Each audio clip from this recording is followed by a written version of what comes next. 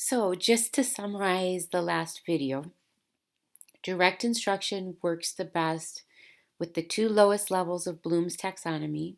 The first one being remembering, and I call this often regurgitation. So, right, I've taught you a noun is a person, place, or thing. You can repeat that to me. And notice how it says in the approximate form in which the content was learned. So this is really just duplication. And then we have the understanding level that you can explain the concept in your own words, right? Discuss the prior learning. So, not just regurgitation, but moving a little higher to show, okay, yeah, I do understand that. So, let me show you some samples of content that work really well with direct instruction. Remember, we said it's pretty factual, procedural knowledge that's easy for students it's easy for teachers to kind of teach step by step, and it's easy for students to duplicate. So if I'm going to teach my students how to write a haiku poems are very structured. 5 syllables on the first line, 7 syllables on the second, 5 syllables on the third line. And I can teach students, have them clap that out, right? Often haiku poems are about nature, so it's very easy for me to teach my students how to do that step by step. How to add fractions. It's a procedural. This is what we do first, this is second. In social studies, how to read a map key. So I'm teaching you to memorize the symbols. I'm teaching you where it's located. I'm probably teaching you directionality there. How to determine which punctuation mark to use at the end of a sentence. How to throw a football if we're in PE, right? What's the proper stance, right? Where should your hand be on the football? All of these things are very easy for me to model. It's very easy for me to check immediately afterwards to see if you've mastered it.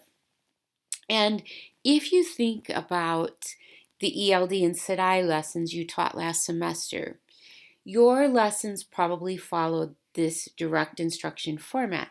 We hadn't taught you yet the terms guided practice and independent practice as much, but you started off, you stated your objective, you presented the material, you did checks for understanding, modeling, right? And then you had students do something independently. Those are the steps of direct instruction.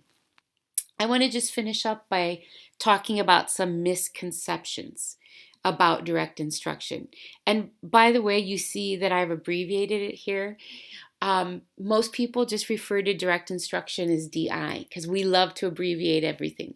So if you hear somebody saying, I'm going to a DI training or I'm doing a DI lesson, all they mean is this model of lesson presentation.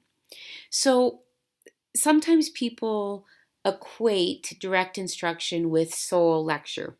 And unfortunately, you will see that out there a lot, but that's a misconception. And when we do a sample lesson together next week, you'll see that it doesn't have to be that way.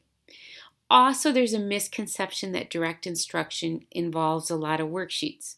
Now, it can, but it doesn't have to. And finally, there's a misconception that direct instruction means just tons of individual work. But if you go back and look at those steps, the teacher's doing the presentation, the review, and the review can be done as a whole class. It can be done in partners, in small groups. When the teacher is presenting the content, there can be a lot of interaction happening there. And then when the teacher's doing the guided practice, it does not have to involve a lot of worksheets. It does not have to involve just calling on students one-on-one. We really want to avoid that because it takes so much time and it's not engaging for students, and it puts students on the spot and raises their affective filters. So I'm going to be showing you how we can do direct instruction without doing tons of lecture, without using tons of worksheets, and really saving the individual work or the bulk of it for that independent practice part.